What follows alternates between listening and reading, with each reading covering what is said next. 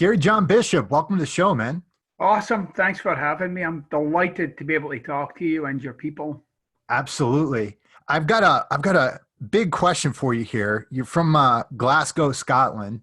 How Right, does somebody from a place where they're known for their cheery dispositions right, and pathetic personalities right. get into self-help? Well, I mean, I needed the help at some time, right? So it really, I mean, I just got into this industry for myself. I wanted to work on myself. I wanted to develop myself, and I just followed the pathway, and here I am. Nice, nice. Your books. I went through both of your books, "Unfuck Yourself" and "Stop Doing That Shit," and I'm going through this little guide here right now. Do the Right. work. All right. Good. Yeah. And I have to say, both your books made me think. The last book, "Stop Doing That Shit," really made me take a look at myself, like big time. Right. And I think that's kind of what you do here is you're coming up, you're hitting people in the side of the head, and you're saying, Yeah. what the hell is going on with you right Yeah. now? And the biggest enemy is really yourself, right? I, Look, I mean, a cuddle never worked for me. Mm-hmm. It just never worked. I mean, telling me, look, come on, you can do it. It just never worked for me. There was a point in my life where somebody told me I was an asshole. And I'm like, okay, now that's a language I can relate to. Mm-hmm. And so, it's not that I want to like, crush people or diminish people or anything like that at all. If you want to empower yourself, you need to know yourself. And that means know your darkest self. And if you can bring that kind of darkest self into the light, then that's all you're really up against. There's nothing else. It's just that, whatever that might be for you. And the more you kind of accept it, and by the way, accepting it doesn't mean that you're suddenly okay with it. It means you can just let it be itself. You don't have to wrestle with your worst self. You have to recognize your worst self. That's where it all begins. Any great transformation begins by telling yourself the stone cold truth about yourself. Right. That's really, I see that as my role with people rather than like I'm out to do anything. People, it's really just my role. I see it like I'm there to provide something.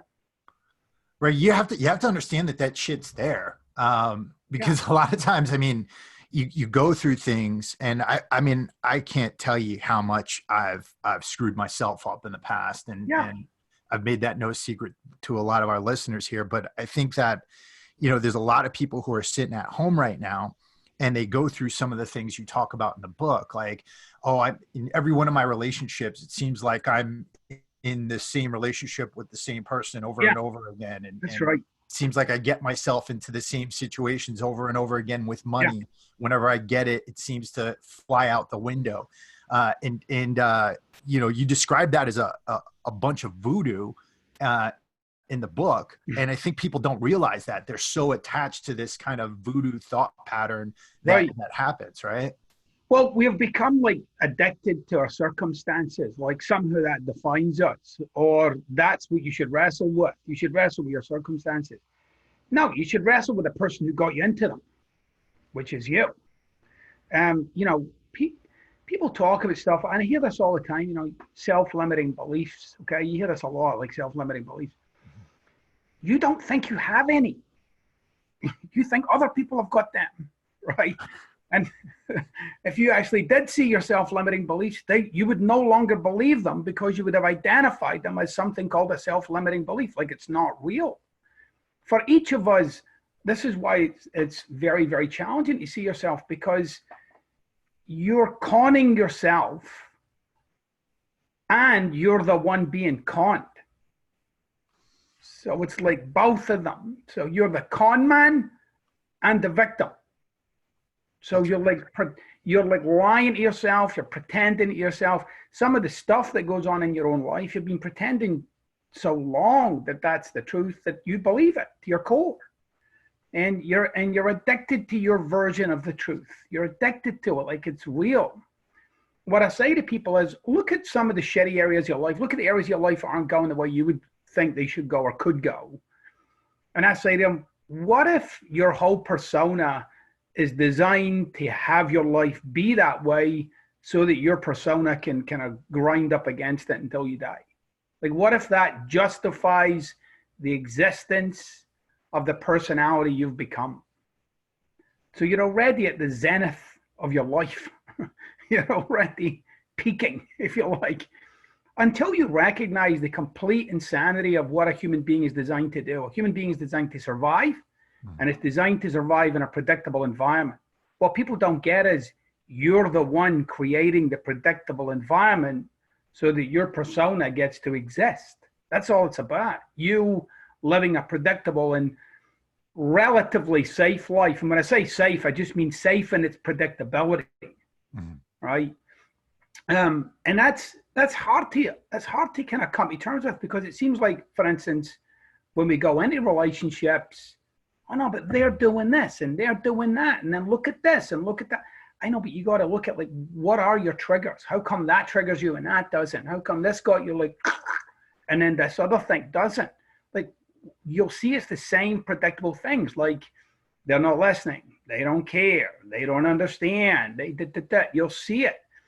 But it also includes the same sort of dialogue with yourself, like how you relate to yourself. All of this is creating a reality that you swear is real. Well, of course you do. What you don't understand is you're creating it every moment of every day. You're creating the reality you're in and interacting with it. And the only difference between me and you is I've got mine, you've got yours, and I'm interacting with mine. But I've done work on myself, and you might have done the same, but I've done a lot of work on myself over the years where I can actually see where I'm taking myself down a predictable pathway, like, aha, here we go again. So I have a choice in that moment. So whatever you bring to the light, the only real difference it makes in your life is you have a choice where perhaps you never had one before.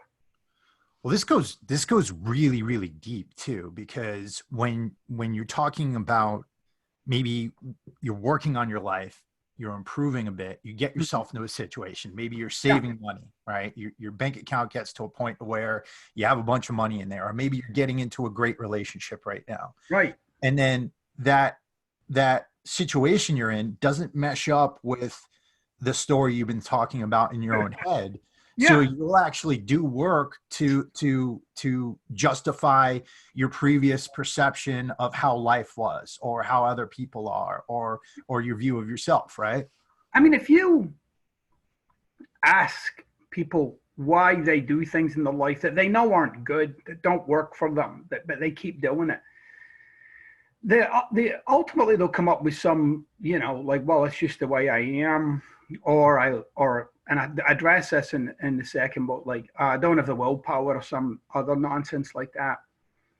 The reality is, and I can talk about myself here really, really clearly. So, I spent most of my life in the struggle to make money, right? And it was a struggle. And it wasn't until I was into my 40s that I realized the point of my personality was to struggle. It wasn't to relax. I couldn't relax. And if I was in situations where there was no need for a struggle, I would come up with one. I would make something more important than it really is so that I could grind against it and have my struggle. And for me, a big one was actually around the area of finances. Like, there was a point where I realized, like, I'm not supposed to have money if I keep living this way. I can't. I would do things like, pay off everything and then put a little away. And then I would spend it on something that I'd convinced myself I really, really needed or wanted, or that would fix something going on with myself or my life. And then once, I started to get very successful in my books, and, sold millions of copies of books, and, life became very good. My persona and life became very good financially, not just across the board. But my persona couldn't be with that. I was all fucked up by it. Like, I was fucked up by, like, where's the struggle? I had nothing to grind against. It was the most unsettling, unnerving, uncomfortable place to be in my life. And you would think, dude, you made the money, you hit the jackpot. No, it was terrible. It was terrible because I had nothing to struggle with. Like, what am I going to do now? And that's ultimately, if you ask anybody who achieved a certain amount of success in their life, you'll see when they hit that, there was something very unsettling about it. Like it wasn't like euphoria. You would think it'd be like, oh, all this time and I've did. No, no, it was like, oh shit, now what? And that's a common theme, as I say in that second book. Human beings aren't really built to get to the finish line. They're built to race. Right. And so when you get to the finish line, you just look for the next race. Like, what's the next thing? Because you'll notice like you're just not wired for sitting at the finish line and enjoying the moment.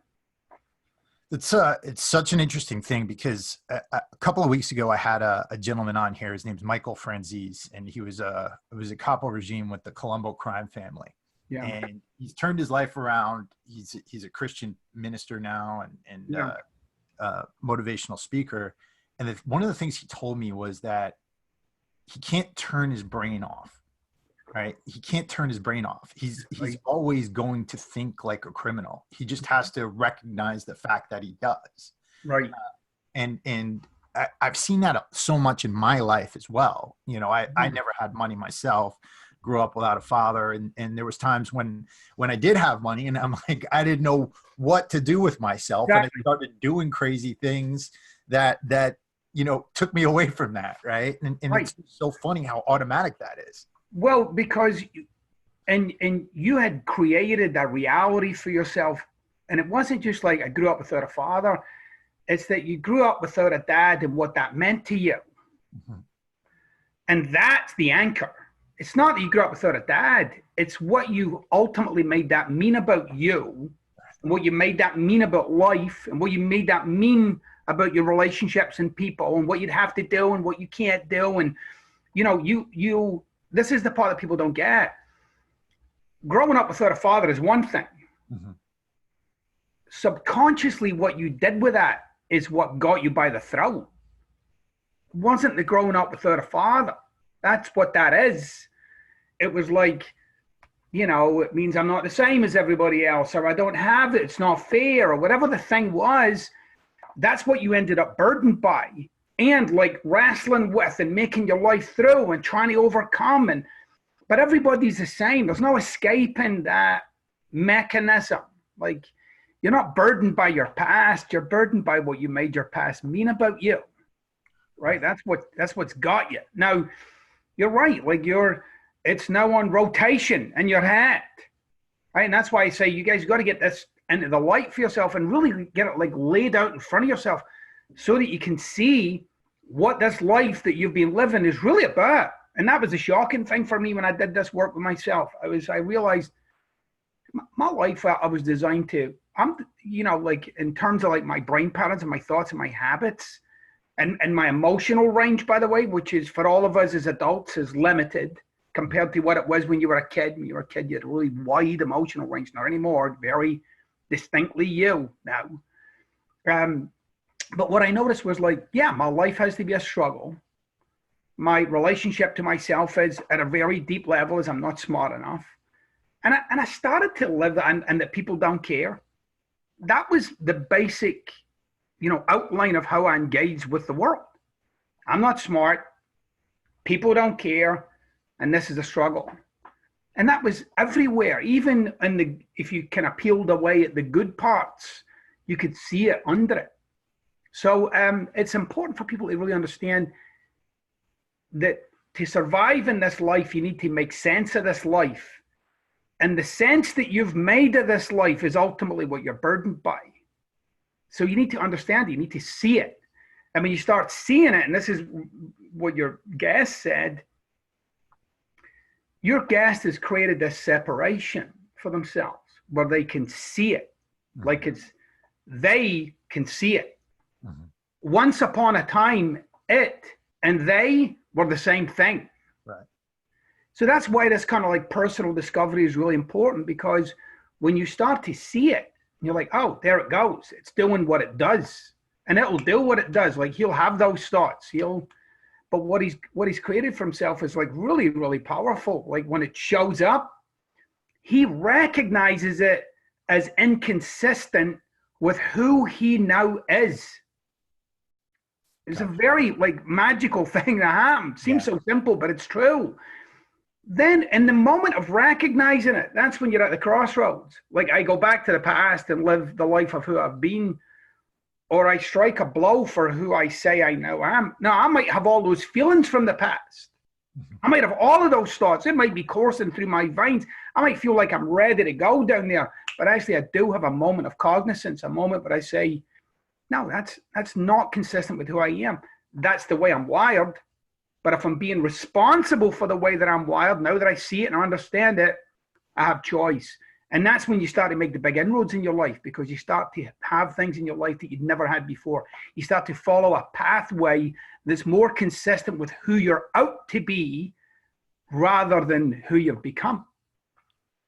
Now, you're if you look at your social media profile, some of the things you said in the past about things like positivity and the way that the self-help industry uses positivity, a lot of times people will talk about the power of positivity and as if you can manifest all this stuff and everything like that. And essentially, a lot of what you're saying is that's just a bunch of it's voodoo, and it's kind of just a band-aid on the situation, right? You're not doing the work necessary to recognize who you are in the first place if that's all you're focusing on, right? If I just keep throwing a shellac of positivity over my own self-destructive habits, that's what my life becomes about. I never have freedom of choice. I just have some like, oh, well, yay, right? I'm not a fan of positivity. I'm really not. And I'll tell you why. And you could probably identify with this given your background. Some of the greatest things you've ever done, you did it in the presence of a negative mindset. Right. Like you didn't think you could do it. And then you did it. Yeah. And then you're like, shit, I did it. Right. Right. And if you look back at all the times where like every thought was, I'm done, I'm defeated, I can't, it's too much, and then here you are. Right. You weren't like, oh, I got this, I know what I'm doing. You know, that wasn't there. It wasn't like, oh, this is the greatest day of my life, or I'm a fucking tiger, or some other nonsense. You know, you were in the presence of your most negative self, and yet somewhere in there, you managed to take the next step, and then the next step, and then the next step. And this is why I'm so passionate about this particular item. I want people to get, who cares if you're negative about something? Who cares if you're down about something? It's okay. It's actually part of being a freaking human being. Right. To be down the tunnel sometimes where you don't want to be, but you're there. You have to just acknowledge, I'm there, I'm down the tunnel. That's where I am right now. In the moment of acknowledging I'm down the tunnel, I have a choice. And I might not feel like I have a choice, like I said, and we'll become so attached to like, that I should feel a certain way before I do something. Now, you can do things while feeling the exact opposite. And by the way, people do it every day of their lives. People go to work and they don't feel like it. Right. Every day. And they do it and they plow it out and they get it done and they make the money. Now, I'm not saying that's a way to live your life in its entirety, but I want people to get, when you're in the valley, there is a way out. And the way out is through action. You got to keep walking in the direction of the life you say you're after. The feelings come and go. The actions remain consistent. Well, if you're going to try and do anything great, I mean, you're going to be in situations that you don't want to be in. You're going to have. Yeah, for sure. Have to do things that you must and birds chirping and things like that, right? Right.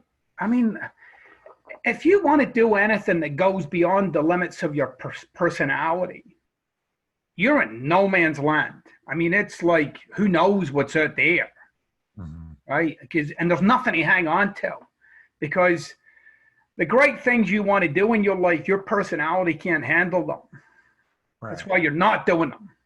Right. That's why you're holding back. You actually need to go beyond your, people say it's all about character. I say the great things in your life are actually the absence of your character. It's like, well, you've actually gone beyond the limits of who Explain you that a be. little bit, because you're saying you have to detach yourself a little bit from who you are in order to do them.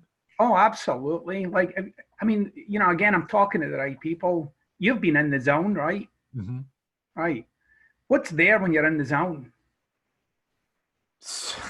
I mean, honestly, it's whenever I've been in the zone, it's been like, okay, let's turn certain things off, right? Turn this bad feeling I have off, and let's Okay. just do it. Let's just All move. right. But when you're actually in it, right? So what you're talking about is like a little bit before, but when you're actually in it and you're in the thing that you're doing, Hmm. what's there? Just me, really. Well, if you actually, the next time you're in the zone, and this will actually take you out of the zone, but anyway, Yeah. there's nothing there. Yeah. Yeah. It's It's the just like, absence of you. I mean, yeah, that's exactly what I'm saying. It's like Right? you're not It's like really there. It's just you. you're not. It's just the you're right there in the moment, dealing with the thing that's in front of your face, right? Right. And you're dealing with it. And then in a moment you'll be snapped out and you're like, holy shit, that was awesome. Like you just sometimes you do stuff, you're like, oh my God, how did I? And so you try and replicate and you can't quite replicate it. It just comes up. And years ago I used to be a musician, used to be a full-time musician, and there's times when you're playing, like you're gone. You're Hmm. just gone, and you hit that note and you're like, oh my God. Oh, and then that's when you come back. And then you start thinking about the note. So that's you in a place where there's actually an absence of your thoughts, your concerns, your worries, even your strategies. You're completely in sync with what's in front of your face. Right. And I invite people to practice that as a practice, not practice getting in the zone, because that's another thing that comes and goes. But practice dealing with what's in front of your face, independent of how you feel and your opinions and what you think you can do and what you think you can't do. That's all just noise. Hmm. The reality is, can I continue to operate? Can I continue to function and produce results regardless of what's going on with myself? To me, that's the beginnings of life mastery. That's a big reason why I like jujitsu so much and martial arts, because when you're sparring and somebody's on top of you and they're trying to choke you out, at first you're thinking a lot and you're like, oh, maybe I'll try this or maybe I'll try that. And when you're thinking too much, it really throws a wrench in your game. But after a while, you're just present, you're just there, and Right, there's not much going on. It's just you're performing, right? right. And those are moments in life, like we've all had those moments when it's Mhm. just you and whatever you're acting upon. And that really is like a zone of performance, if you like. There is no noise. There's still seems like things slow down even. And because there's, like I said, there's this absence of you and all of your worries and all of your, like, that's all gone. And then sometimes say to people like, well, like, because I've had people, when they're in the zone, like they're depressed, they're being depressed, they're in the zone with something, playing golf, walking the hill, something. I'm like, well, are you depressed? And then they'll say, well, I am. And I'll say, but what about then? And they'll say, well, not in that moment. And then so when you start to kind of investigate a little bit, you'll notice that depression is an experience that comes up, but it also goes away. So it comes up and it goes away. That's another one of those experiences I say to people, don't resist it. It comes and goes. It'll be there and then it goes away, and it'll be there and it goes away. And you'll notice it mostly goes away when your full attention is on something. And you have to give your mind to something and authentically give your mind to something, not just kind of, you can't do it like you're trying to make the depression go away. That won't work because you'll keep checking in to see if it's away yet. But if you authentically engage with something, so for me, it's playing guitar. I'll Mhm. play guitar. I'm gone. I'm just lost in that. I'm all into that. There's no worries. There's no concerns. There's just me, the guitar, and that's it. And then, the noise will come back again. But these are little practices I invite people to take on. Like, this is, you're beginning to be someone who's interacting with your own physiology, with your own kind of chemical makeup. And that you have a say in it. It doesn't have you until you can agree that it has you. And again, I'm not talking about some kind of internal struggle. It's more like a dance. It's more like, all right, so there's that. Mhm. well, what if I do this? And then here's this. And then the more I understand about myself, the more options I'm giving myself. There's lots of different ways for people to empower themselves, lots of different ways. And it's kind of incumbent upon you to investigate and find out and discover what works for you. And then, as I like to say, when you find something that works for you, you drive a bus through it. You blow that thing wide open. You take full advantage of whatever works for you. One of the things you say in Stop Doing That Shit is that a lot of people are in a position where they're constantly working toward a future. They're constantly trying to do things so they can get to something else, right? Yeah. And one of the things you described was that, when you decided to become a writer, you enmeshed yourself in the lifestyle of being a writer. You were a writer then, the second you started. Right. And you were being, rather than working or doing things to get to a future, you were being pulled toward a future. Can you describe that for us? Yeah. So I think I really, and it seems so subtle that you got to really listen to get it. You got to really listen to get it. Most people who have some kind of future in mind for themselves, it's sitting out there like a target. Okay. So, but mostly it's not influencing the life you have. Right. Sometimes you might get a little bit of hope or enthusiasm or positivity about where this might turn out, right?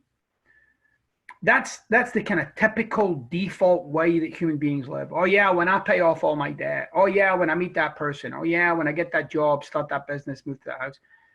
It's like your great life or your best life or the life you want is later. And then so the life you've got, well, you're just going to have to grind that out. Mm-hmm. Right? You're going to have to grind this out and suffer it, whatever the hell you need to do. Now, I lived a lot of my life like that, like this kind of someday life when this turns out. And then sometime in my early 40s, late 30s, early 40s, I realized it never turns out. Even when it does, it never turns out. It's like there's always something else. So the way that I live my life now is I have a future that influences the life I have today. Mm-hmm. So, in the book I talk about being a writer. I just said, okay, I'm out to be a writer. And I gave myself the daily problems that a writer would have. I filled my life with being a writer. And then so it was literally a switch. Yesterday I wasn't a writer and today I'm a writer. And this is what I'm giving myself to. And it's a challenge because there's the life that I've built to this point. And I'm saying, well, I'm now going to make my life about being a writer. But that's the choice I made. I was all in on it. How can I make my life work while being a writer? How can I pay my bills and do all the things that I need to do as a writer? Now, that's not how most people do it. How most people do it is, well, here's my job, and let's see if I can fit being a writer in here. No, I'm a writer. I'm starting with that. Now, how do I pay my bills? I'm a writer. I didn't pay my bills by writing, obviously, at the beginning, right? Because nobody's buying. But ultimately, when I said I'm a writer, it was a now phenomenon. It wasn't I'm becoming or I'm going to be or this is later. It's like, if you want to make $100,000, you got to fill your life today with the problems that are making $100,000 would give you. Right. Most people don't. They're solving the problem of paying their rent, solving the problem of paying their cable, solving the problem of you got to start embracing the problems of the life you say you want. And here's what you'll notice.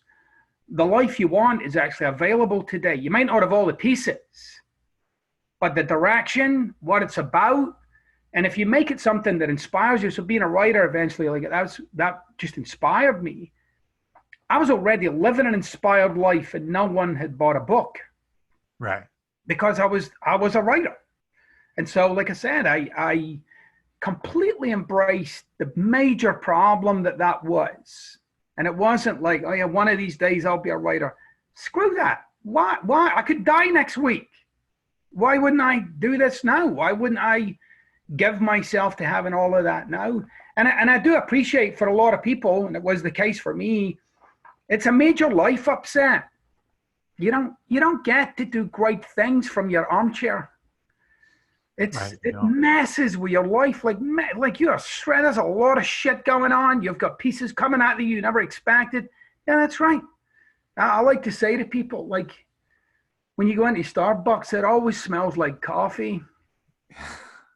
So why the hell are you surprised that, you're getting blindsided? And Yeah. that's what Yeah. happens when you're living a big life. Shit happens you weren't expecting. There's chaos and trouble, and that's right. It's supposed to smell like this. What were you expecting, like daffodils or something? That's one of the things I notice with people is that they get so wrapped up in the results they have right now, where they are Yeah, right now in life, what's yeah, going on in their lives right now. And the thing is, everything that they've got going on right now is a lag indicator of what they've done in the past, right? for So sure. if you get too wrapped up in where you're at right now, all you're really doing is focusing on the past and not actually focusing on what you have to do right now to move forward to a better future, right? Yeah, yeah. I mean, I'm a when I wrote my first book, my plan was to sell 500 copies. They're self-published, right? And as anybody will tell you who's self-published a book, 500 copies is like an international bestseller, right? I mean, that's like, I mean, if you self-publish, you're going to sell 6 copies, and 5 of them were your mom, Mm-hmm. right? That's a reality of it. It's very, very challenging, not just to write, but how to sell them. But I did sell the 500 copies, and I sold 2,000 copies, and eventually it sold like a little over 30,000 copies as a self-published book. But every step of the way through that, like every time, like, 500 copies, okay, well, let's get that out of the way. Let me give myself the problem of 2,000 copies now. And then I would work on that, and that would like fire me up and get me inspired. Like, oh, this is freaking awesome. But it wasn't to get to 2,000 copies. It was to live the life of Mm-hmm. that, right? To be up to something like, oh shit, imagine 2,000. And then after 2,000, I think it was like 5,000. And then people are like, oh my gosh, you'll never do 5,000. Like, come on, let's no. Well, how would you do it? And who would you talk to? And what would you do? And so all of these things were lighting up the life that I had.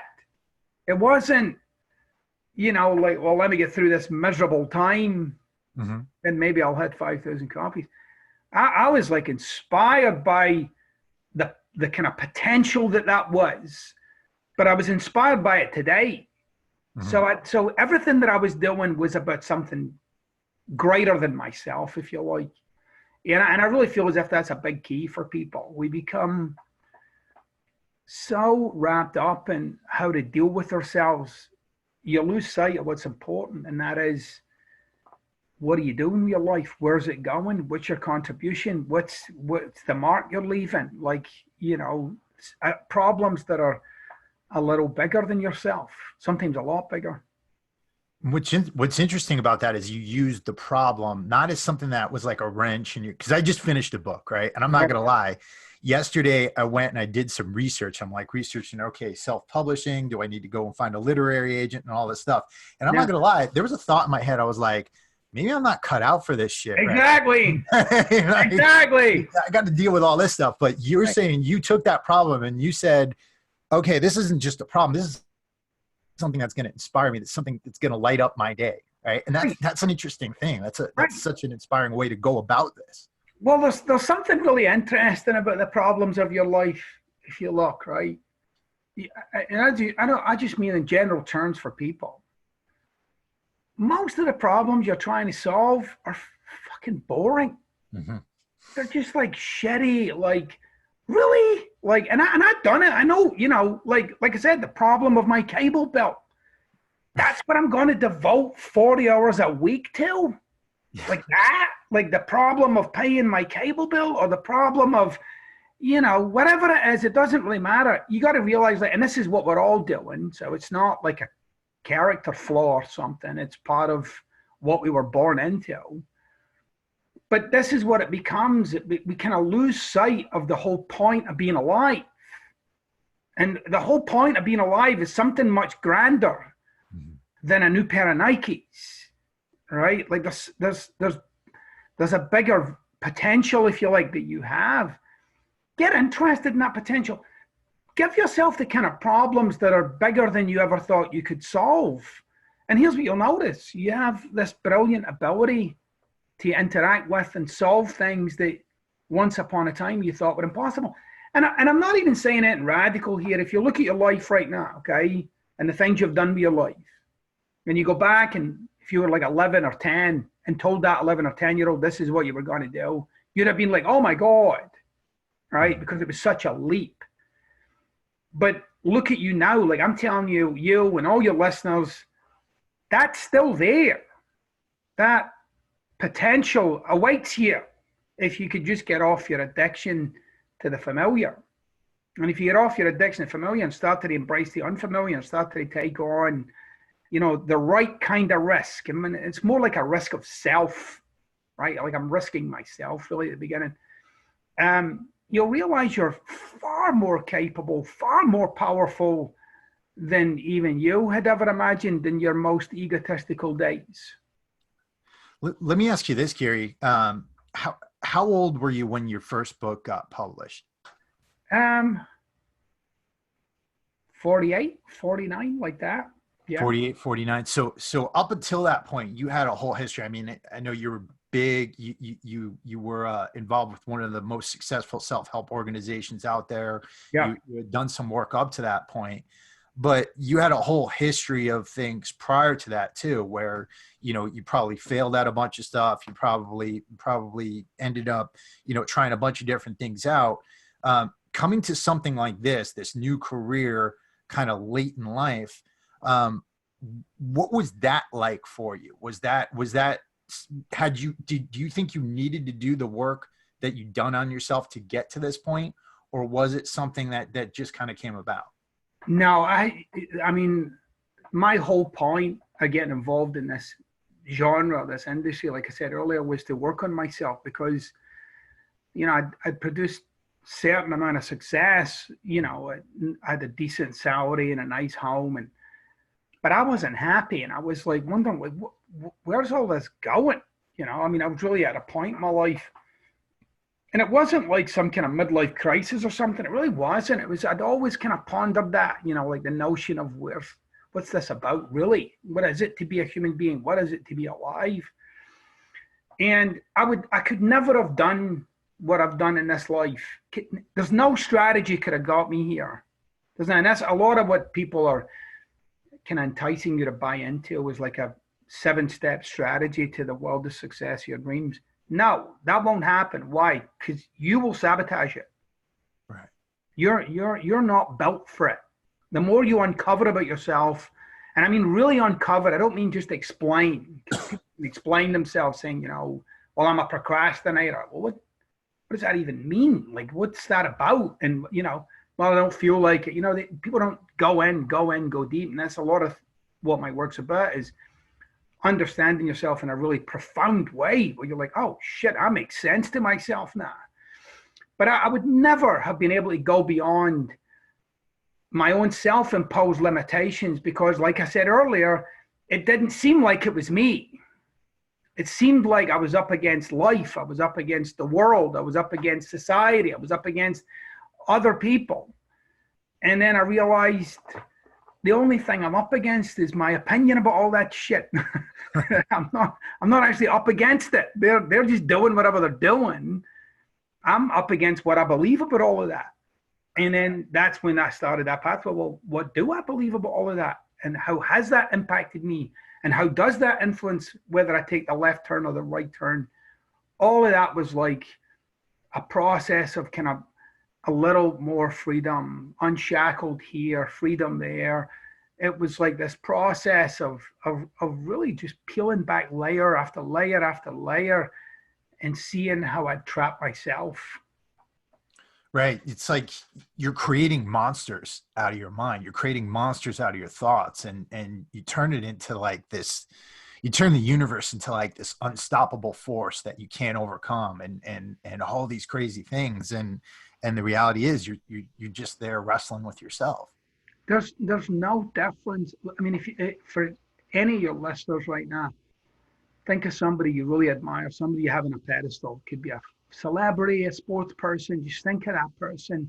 Think of all the traits that they have. Okay, think of all those kind of character traits. You have all of those. They're right at your fingertips. They're just right there. You got to dive in. You got to explore life from a different perspective. There's I say this all the time. There's nothing remarkable about me. I'm an ordinary man. I'm an ordinary man who asked myself some questions, found some answers to those questions, asked myself some new questions. I'm always asking myself questions. I'm always questioning my reality and how I came to that conclusion or this idea or this belief system. Like, you know, I'm somebody who's on the lookout for all the new ways that I could trap myself. But I'm not fascinated by myself. I only do that to free myself up to do great things in life. You know, my life is about service. It's about making a difference for people. I've devoted what will be the rest of my life to that. I'm out to empower people. That's it. I don't do this for the money. And I used to do this when I made no freaking money. Mm-hmm. I do this to authentically empower people. I want to empower people. I want to wake people up. And if I make money doing that, great. But if I don't care. I get to use my life for something that inspires me and kind of gets me going. And ultimately, that's on each of us to kind of create that life yourself. It's not find it. It's to create that life for yourself. The life that's more authentically aligned with who you are, like at some really fundamental level, rather than some persona or personality you've become. Something that you have to create to please everybody around you or to fit yourself into some sort of puzzle piece, right? I mean, it's amazing if you actually, just go ahead and Google and read about people in the closing times or moments of their lives and what they talk about. Mm-hmm. And it's all regret. Right. All regret. It's all like, I should have done it. I should have moved. I should have started the business. I should have, I should have loved. I should have forgave them. I should have been bigger than that. I should have la la la la la la la la la la la. What you don't realize is you're constantly cheating yourself out of a great life. That doesn't make you helpless though. Mm-hmm. The minute you realize you're cheating yourself out of a great life, that's a moment of awakening. It's a moment where there's a possibility of something like a transformation, like a real, like, no kidding, shit, I can take this in a different direction. But as long as you keep living like you are the way you are, and in your mind you're stuck, then you are. And people seem to have and everybody knows it's a fact, but people seem to have a difficult time admitting to their own mortality. Yeah. The fact that they're going to die someday. This is all temporary. And yeah. half the shit you're worrying about right now, and the context of that really doesn't matter, right? Yeah. Well, it's weird though. You go through one day you're going to have to get a haircut. Mm-hmm. You're not going through your day like, oh shit. Yeah. It's coming. like one of these fucking, oh man, we're going to take the bit off the back. It's so what? So what? It's like you're trying to wrestle with something that's kind of derailing you from the potential of the life you have. Right. Smarter people than I have been banging on about this for centuries. The whole point of being alive is to be alive. This not to be happy. Right. Most people think it's to be happy or satisfied or something. No, the whole fucking point of being alive is to be alive and experience all of that. Right. Like, in the closing moments of your fucking life that you've experienced anger, great, good for you. Awesome. Good for you. Or love or joy or excitement or passion or, peace or understanding or compassion or whatever those things are. That's all the point of being alive. It's to get out there and, as I said in the second book, to take the skin bag for all it's worth and, burn it out. I have zero intention of dying well rested. What's the point in that? Like, I'm not saving up gas for later. I'm taking it down onto E every day. Right. I work my way through that gas tank. I don't want to wake up tomorrow with half a tank still there because exactly lost it. You mentioned in both of your books, you mentioned a lot of different philosophers. You mentioned Heidegger quite a bit. You mentioned the Stoic philosophers quite a bit. are these works that you began consulting early in life? Are these works that you found through your other work?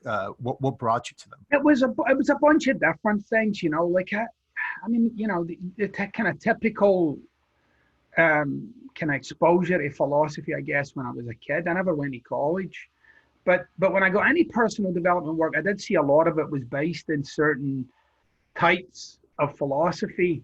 That piqued my interest. That was like, oh, what's that? And I didn't understand it. But I got this, like, I went off on this tear, like trying to find out about people like Heidegger and Husserl and Gadamer and Max Scheler and, like trying to, what were those people saying?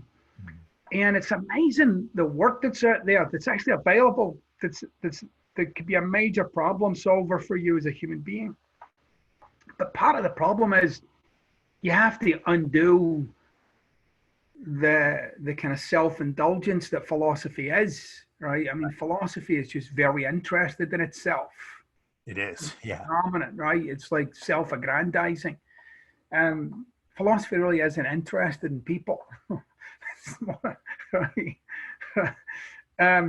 I'm interested in people, which is why I read philosophy. I'm wondering, like, if I read this and there's some guy in Detroit just lost his job, how does this help him?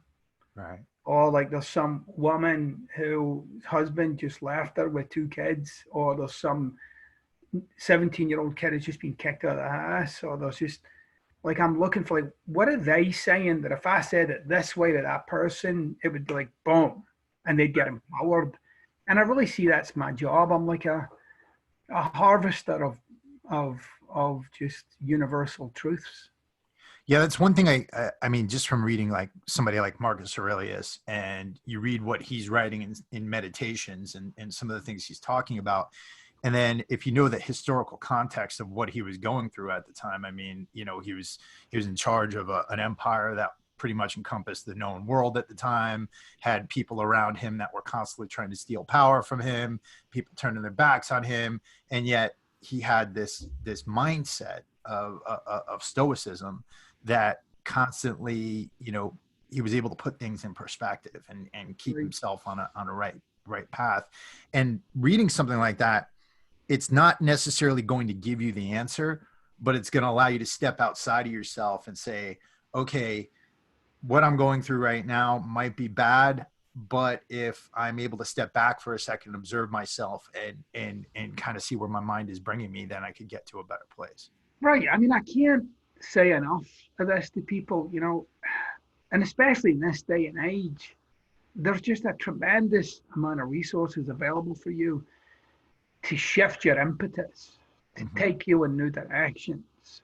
But all too often we're kind of looking for this elixir, this kind of instant, 3 steps to this and 2 steps to that. And it doesn't quite go that way. It really is like turning a battleship. It's like a tiny little degree at a time, and you might turn it 2 degrees. But once you get going, that'll take you in a whole other direction, right?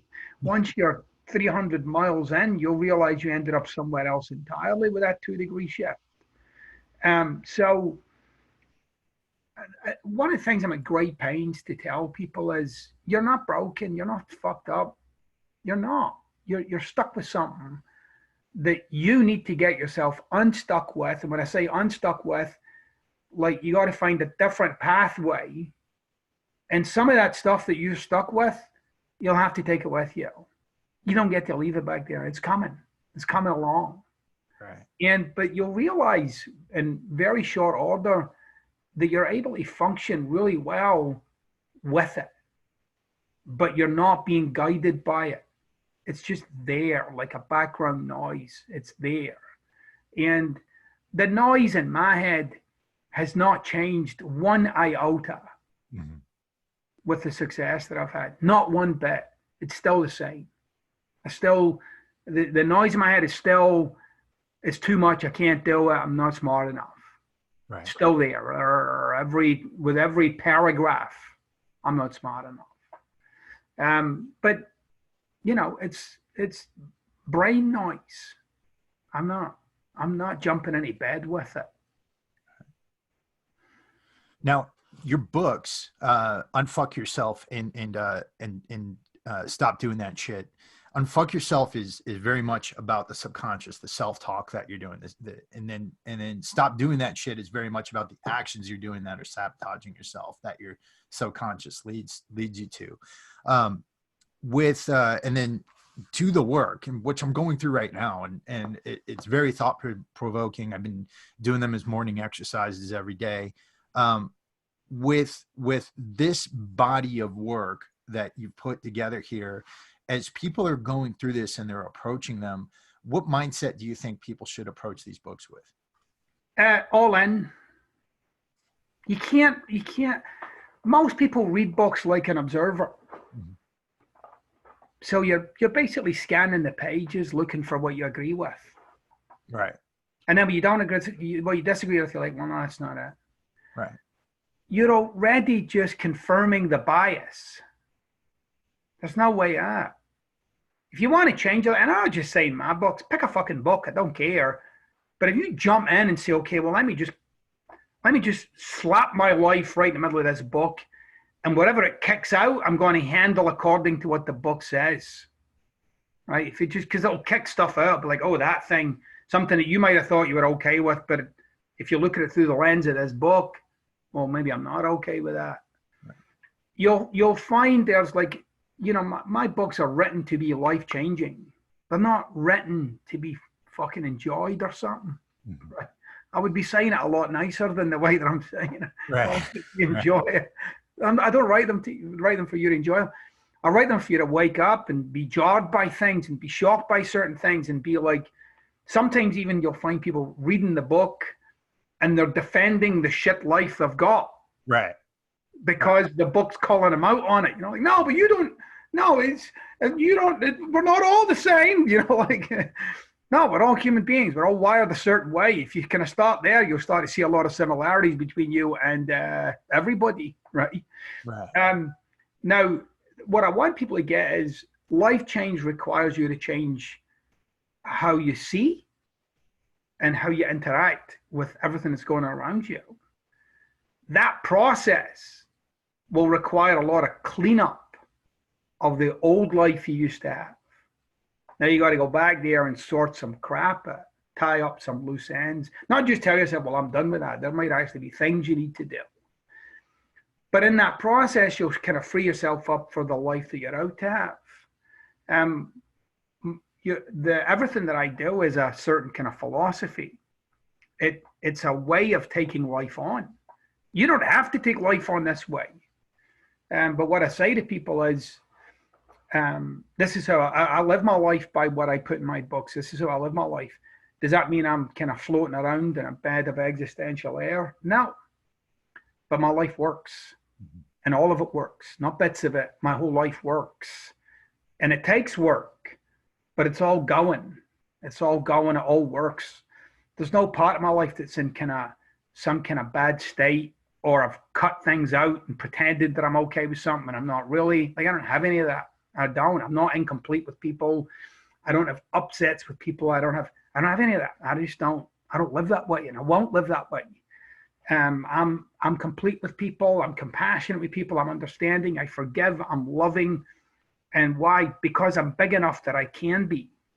I'm a big human being, and so are you, and so is everybody watching this right now and listening to this right now. You're a big human being. You have a massive capacity for life, like massive. But you got to kind of expose yourself to that. But ultimately, if you want to make drastic life change, you need to be kind of drastic. Mm-hmm.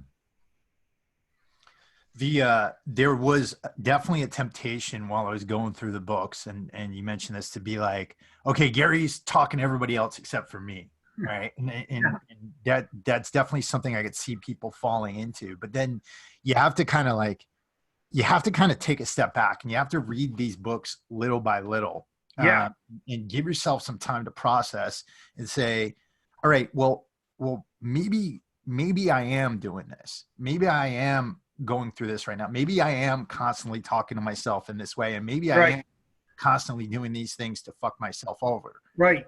Because if you don't, it's really easy to go through and say, wow, he's talking to all those fucked up people out there, but I'm okay, you know, and then you don't get anything from it, right? Right. So you got to really, I mean, there's a couple of ways that, and this is how I've done the work on myself.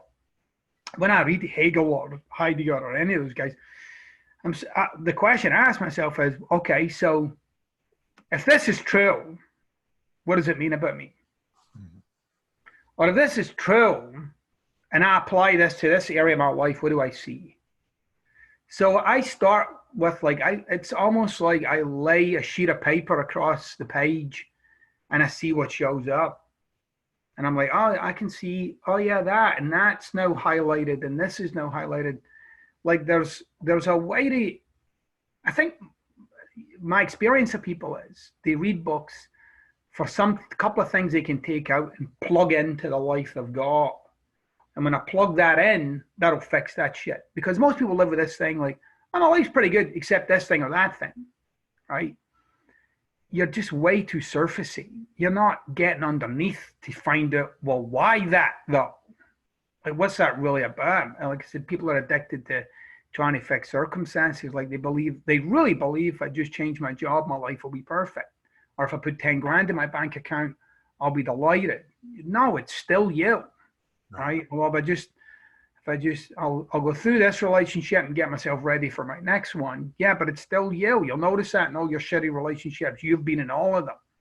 Right. So I say to people, no, you gotta go in with a whole thing at stake, right? Like, what if I just put the whole thing at stake? Like everything that I do, some parts of what I'm saying will line up with how you currently live your life. That's right. Some of it will, but don't be fooled. Mm-hmm. Some people are, oh yeah, I already do that. Really though? Look again, and then look again and again. And you'll start to see those little things that come up like, well, yeah, actually, I'm a bit resentful, or I am still angry about that, or that thing does bother me, even though I say it doesn't. I'm not okay with that, you know, like bringing these things to the surface, being honest with yourself about these things.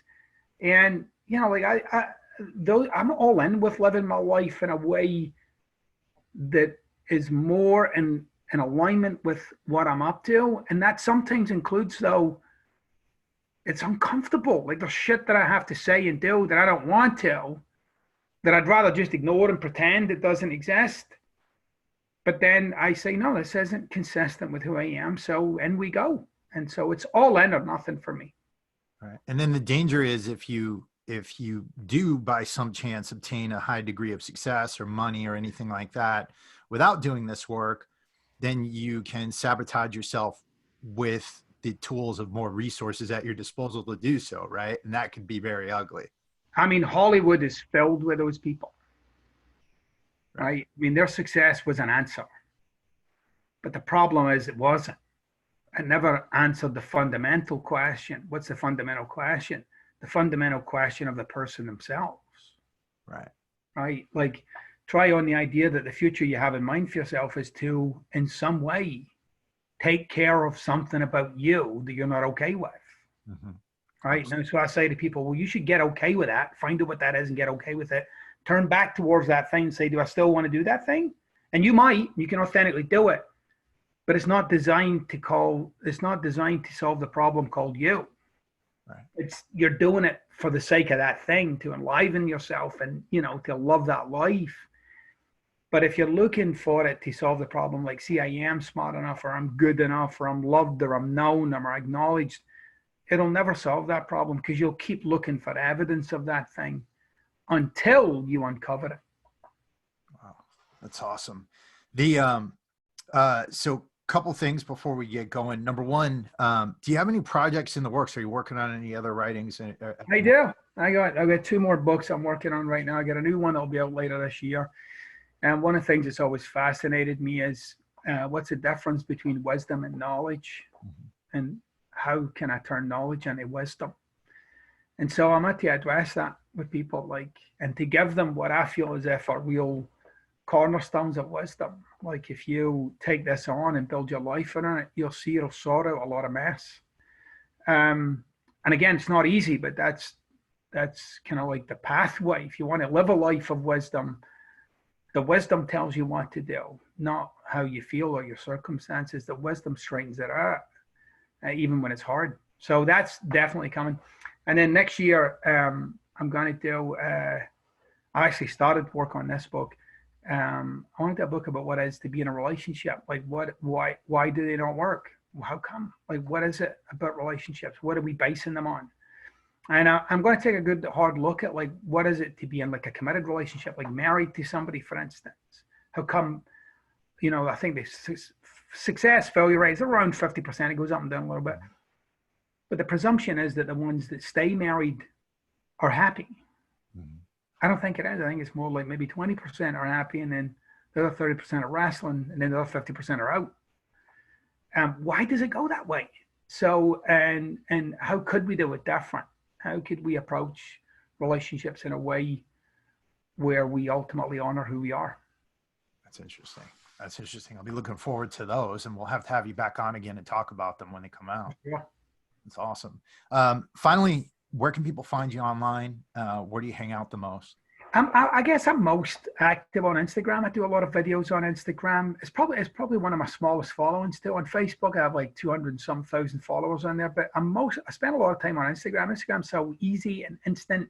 You can get in there and like I can put a video up, or we can put a few quotes up, and people will converse and open up dialogue about what I've said and how it impacts them, or whether they agree with it or disagree with it. So it's a great place to interact with what I'm about. But I'm on Twitter, like I said, I'm on Facebook, and then also on my website you can sign up, and I'll occasionally send stuff out for people to think about or go to work on. I'm a great believer in like developing yourself doesn't have to cost you a lot of money. I really believe it. There's a lot of great resources out there, and I'm committed to being one of those resources. All right. There's so many things out there that people can do. And that's a big message that we try to send home to our audience out here all the time, is that there's always something you can do. There's always a resource you can take advantage of. And these are amazing times we live in because of that, right? Absolutely. You can access anything at your fingertips at any time. It is. It's amazing, right? I mean, who knew we'd have something like the internet, and yet we spend half our time looking for funny pictures of cats on there. Yeah, I mean, we're speaking to each other in plastic boxes, a few thousand miles away from each other right now. It's pretty awesome. It's like the Jetsons, right?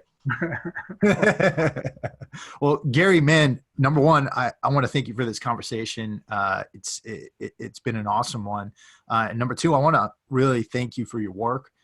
First time I came across your book was last year. I was going through your first book. I was going through a really bad time and helped me out a lot. Right. Listened to it on a long trip where I had to do a lot of thinking. And like I said, it wasn't comfortable. Just like you said, it wasn't comfortable. It's not a pleasurable experience to read one of your books. You're not going to sit there sipping your tea and be like, oh yes, awesome. Exactly. It could actually be pretty painful, but I highly recommend that everybody do this. Check this out. Gary's got a great perspective on things. And for this audience, you guys out there who are combat veterans, I know you're not looking for a bunch of bullshit. Gary doesn't do that. That's why we had him on here. So Gary, I want to thank you. And I want to wish you the best in all your future ventures. Awesome. And thanks for having me. And, really to everybody who's listening, you got this, the resources are out there. Let's go. Awesome. And to everybody out there, make sure that you do check out these resources. Make sure you do check out Gary. And, I wish you all the best. We'll be back at you with some more awesome content in the next week or so, and get out there and live your best lives while you can. This is Chris and Gary, and we are out. Great job, Chris.